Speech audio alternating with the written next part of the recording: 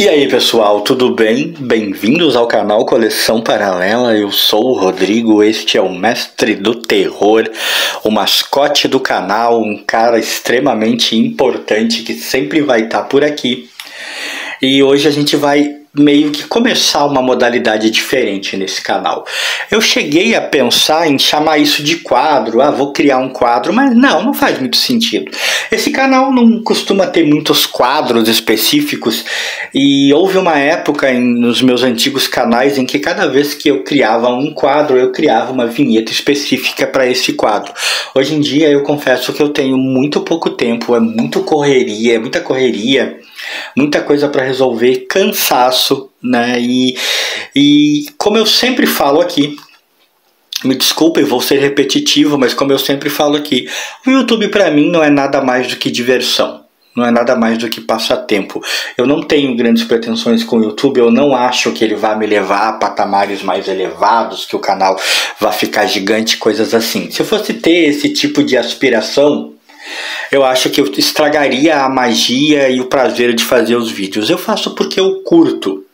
Então eu realmente estou com pouco tempo demais para consumir, montando vinhetas para fazer quadros no canal. Então eu não vou chamar esse de um quadro, mas vai ser uma modalidade que até então eu não fazia. Quem acompanha o canal há um tempo já observou que existe um certo padrão nos vídeos.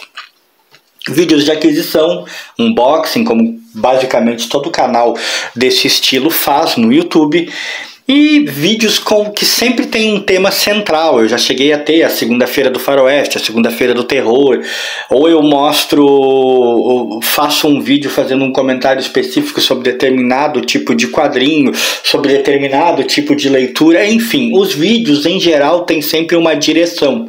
Mas eu fiquei pensando, eu estou negligenciando muita coisa. Porque eu não leio só um quadrinho com uma razão específica, eu não leio só edições especiais, entendeu? Não é só esse o foco, eu não leio só isso, né? A minha vida de leitor, ela não se compõe só dos livros que eu leio e de quadrinhos específicos escolhidos a dedo. Eu leio muita coisa de maneira ordinária, vamos dizer assim. Eu leio muita edição... Como é que eu vou dizer? Edição cronológica normal, edição sem nada de especial, sem ter uma história de grande destaque, né? Sem ser uma minissérie, sem ser uma graphic novel. Eu leio muito gibi, aquela leitura que você lê por ler, e normalmente eu não falo deles. Então eu decidi que eu vou começar a fazer vídeos cujo intuito é o que eu andei lendo. Vai ser esse o tema desses vídeos. Vai ser essa a motivação desses vídeos existirem. Mostrar o que eu andei lendo. E vai ser o que eu andei lendo porque tanto pode ser uma leitura que eu fiz recentemente, como uma leitura que eu fiz já há um tempo e resolvi falar agora. Uma espécie de roleta russa de gibi. Vou pegar gibis, ou que eu li há pouco tempo, ou que eu tenho, mas já li há algum tempo, e que muitas vezes as histórias vão, por causa do famoso continue, né? Aquela coisa do continua na próxima edição, muitas vezes as histórias vão estar desconexas, grande parte das vezes eu não li a edição anterior, muito menos a posterior, então eu não sei como começou, eu não sei como terminou, mas eu andei lendo, é um hábito que eu tenho desde menino. Quando menino não conseguia acompanhar a maioria das séries, não conseguia colecionar as revistas, a gente lia histórias assim, aleatoriamente, e ia comentando. Vamos dizer assim, serão pequenos reviews de revistas no modo aleatório. É o que eu andei lendo. E para começar, eu vou começar a falar de uma edição que eu li recentemente. Eu não tenho recentemente essa edição, eu não adquiri, na verdade, recentemente essa edição. Eu tenho há um tempo, mas agora que eu peguei para ler, que é a Super Aventuras Marvel número 99, que traz na capa em destaque o que aconteceria se os novos X-Men tivessem morrido em sua primeira missão. É uma revistinha que eu comprei quando eu ainda estava decidido a colecionar o Super Aventuras Marvel. Quem aí acompanhou o canal dos últimos tempos deve ter visto o vídeo em que eu falo que eu estou pensando fortemente em desistir dessa coleção. Eu acho que é o que vai acabar acontecendo, eu vou acabar desistindo da coleção. Ainda não decidi 100%, mas é muito provável. Mas é claro, eu tenho várias edições e nem todas eu li. E eu vou lendo aos poucos, tá? Como a maioria das pessoas que colecionam, eu tô sempre lendo muita coisa ao mesmo tempo. E aí eu fui ler essa.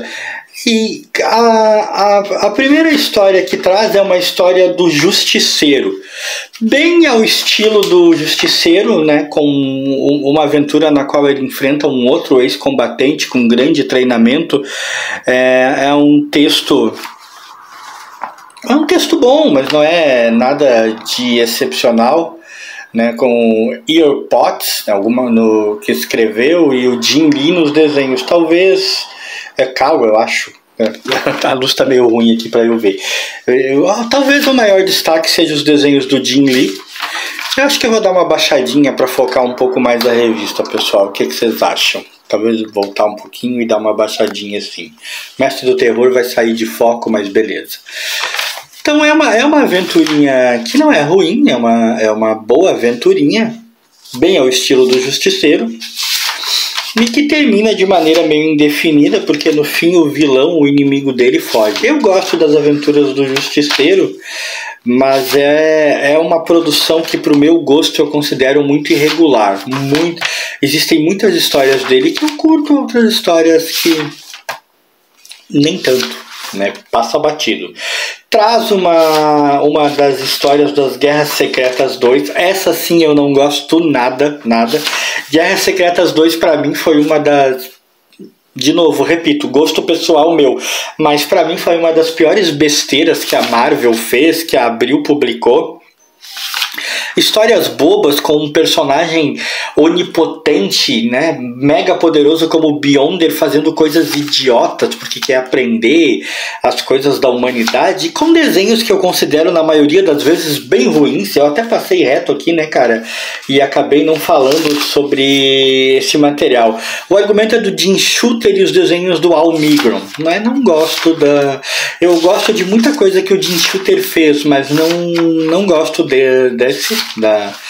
da Guerra Secretas 2, e os desenhos do Al Milgrom dificilmente me agradam. A arte dele dificilmente me agrada. Enfim, totalmente passável essa aventura. Totalmente passável essa aventura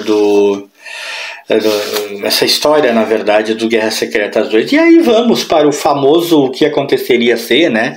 O tal dos What If, que o pessoal gosta de falar, que mostra com arte, argumento do Roy Thomas e desenhos do Rick Buckler, o que aconteceria se os novos X-Men tivessem morrido naquela primeira missão lá em Krakatoa, né? Krakoa, na verdade, ou Krakatoa, não lembro. E o que eu tenho a dizer sobre isso? Cara, eu costumo gostar desse material que traz o que aconteceria ser. E eu até acho que fez um certo sentido o que aconteceu aqui, tipo, como o professor Xavier ficou depois do que aconteceu com os X-Men que ele havia reunido em Krakoa e tal. Eu achei até que fez sentido também o fato deles terem ficado presos na ilha quando a ilha foi lançada ao espaço. Eu achei nesse sentido bem interessante, mas ao mesmo tempo achei o argumento da história simplista demais, e as convocações que o Fera fez usando o cérebro, o supercomputador do professor Xavier, para convocar novos personagens, né, outros mutantes, para fazer parte de uma outra equipe de X-Men que combateria o Conde Nefária, se não me engano, eu achei de uma maneira tão tola, cara. A equipe que ele montou eu achei muito sem graça. Ele chamou o Pássaro Trovejante 2, o irmão do John Bruce Dark, e até aí tudo bem, isso acontece no universo regular. Você sabe que essas histórias do que aconteceria ser são sempre em universos alternativos, né? O Banshee tinha uma filha e ele convocou a filha dele, queria convocar o Namor, mas acabou trazendo a Namorita, convocou a Feiticeira Escarlate, que eu já dou spoiler aqui, no final das contas não ficaria na equipe porque ela já era dos Vingadores, convocou a Rainey, que vira a Lupina, né, que ela veio para a história, mas era muito menininha. Eles enfrentam ali os homens animais e vencem a disputa, vencem os perigos. O professor Xavier acaba acordando desse mundo de autopiedade em que ele estava e acaba ajudando a equipe, e eles formam então os novos X-Men. Podem observar que eu tô falando isso de maneira bem rápida, assim, eu não tô dando muitos detalhes, mas é pelo simples fato de que eu achei uma história muito pueril, e eu achei a nova equipe montada uma equipe que, cara, mais uma vez sou eu falando, minha opinião, seria uma equipe extremamente sem graça, fraquíssima. E acho que seria saco de pancada de muita gente. Porque a equipe tem o Fera, a Namorita, a Banshee e o Pássaro Trovejante 2. Além da menina ali, da Lupina. Eu acho que é Lupina o nome que ela assumiu, né? Eu não gostei da história em si. Aliás, o John Crustar tá desenhado aqui, o Pássaro Trovejante 2, ele tá desenhado numa magreza, meus amigos. Eu não sei, ele não comia na reserva indígena, né? Pelo jeito não tinha alimento lá. De qualquer forma, não achei a história tão boa. Eu peguei para ler aleatoriamente, e eu peguei por causa desse, o que aconteceria ser. E acabei não achando a história boa. Acabei me decepcionando, literalmente, e deixando de lado a revista sem grandes impressões. Se você me perguntar qual é a melhor história dessa ediçãozinha aqui, eu vou dizer que a melhor história, por incrível que pareça, é justamente a do Justiceiro. Nem essa do Olif aí se salvou. Mas foi essa revista que desencadeou em mim a ideia de que eu poderia falar sobre o que eu andei lendo, sobre o que eu ando lendo, e de que isso poderia ser interessante, afinal de contas, não só de edições especiais, de minisséries e de aquisições para coleções e tal, vive o leitor, né? Eu nem falo o canal, vive o leitor. E esse canal é uma extensão do leitor que eu sou. Então esse foi o primeiro de muitos que vai abordar revistinhas de maneira aleatória aí no que eu andei lendo. Se você curtiu esse vídeo, se você também gosta de compartilhar leituras assim, meio desconexas de todo o resto, ou gosta simplesmente de fazer esse tipo de leitura, deixa aí nos comentários, eu vou gostar de saber. Deixa o like aí pra mim, para o meu querido Mestre do Terror. Fui!